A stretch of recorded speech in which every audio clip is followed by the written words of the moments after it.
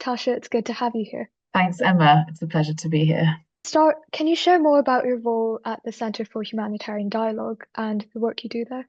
Sure. Yeah, so I work in partnerships, communications, and storytelling for peace. So we are an organization that works to prevent, mitigate, and resolve armed conflict around the world. And so my colleagues are based all over the world, working on some of the world's most violent conflicts and also working on conflict tensions and trying to prevent conflicts from happening in the first place. So I work with a small team in Geneva to support them through donor partnerships. So our donors are predominantly governments from both the West, but some increasingly from the East and around the world who have sort of mandates to do this work or to support this work. But we are also diversifying our funding beyond governments to other sources of funding to help us secure our independence and our long-term success and sustainability in terms of working towards sustainable peace. So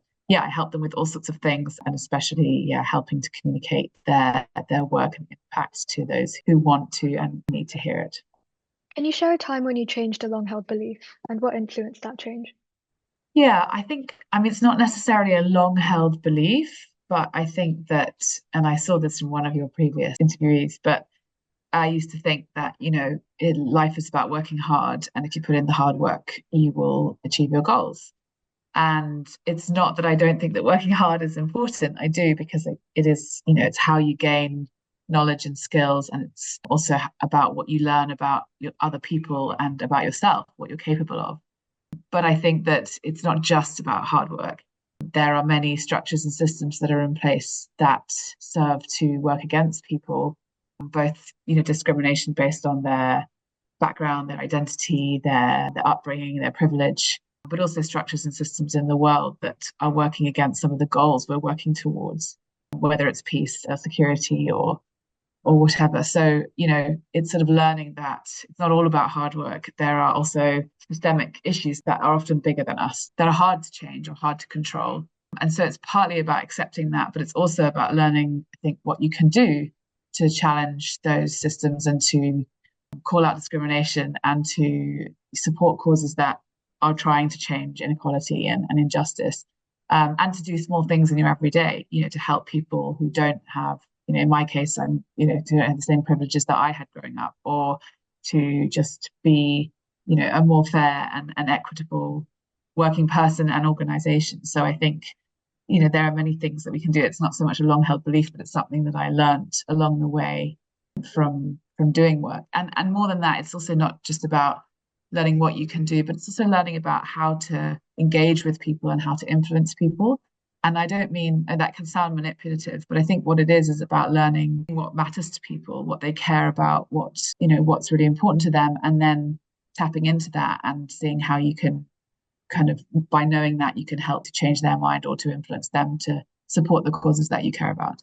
Are there any beliefs you feel that you will never abandon and why? Not really, because I think it's important to be able to change your mind, especially when you're presented with new evidence, new ideas, and not to hold on to things just because it's something that you've always known. But I think there are values that I would never abandon, and values like treating people with respect and kindness always, even if you disagree with them, having empathy where possible towards people. So I think it's not so much beliefs, but more values and how you engage in the world, how you treat people, that I would hopefully never abandon. And do you find any value in disagreement? Sure, I think there's disagreement all the time, but it can be very healthy, and it is actually healthy and normal to disagree. Sometimes the disagreements are difficult, and sometimes it helps move you forward. If you're working on a project or an issue and you have disagreement within your team about what's the right way forward, it can actually generate some new solutions because you have to find a way forward. You have to compromise, or you have to take into account the different viewpoints and see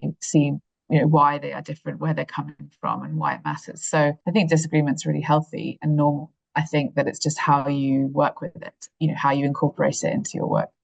What do you think are the biggest communication challenges or disagreements within peace negotiations? Oh, that's a big question. I think that probably the biggest challenge in peace negotiations is when people don't really hear each other because they aren't really seeking to understand, why those views are coming forward. So, like I said, like what really get to the bottom of what people care about, what matters to them, what is motivating their viewpoints. Because in peace negotiations, there's many different levels of talks and of dialogue, and it can be very surface level, like this is what I want, this is what I want to achieve. But actually, you need to get deeper than that. You need to go deeper than that to understand what's motivating them, what's motivating those positions.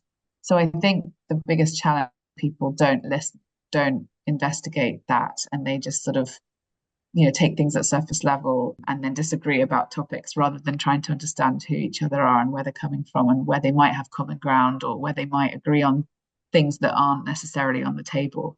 So it does require, a level of sort of human psychology, if you like, or an interest in people and caring about them beyond just, the topics that are on a piece of paper on the table that are obviously what, may be the subject of the debate.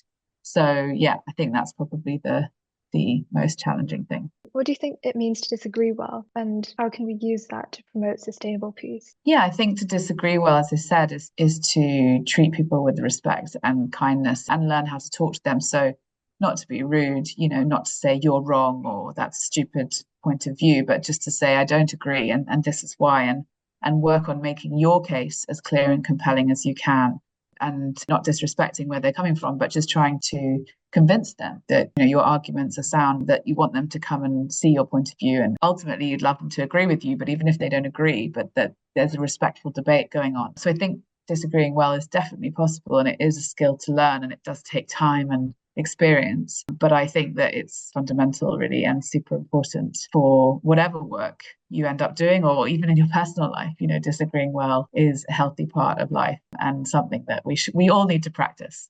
Finally, how can schools promote good disagreement?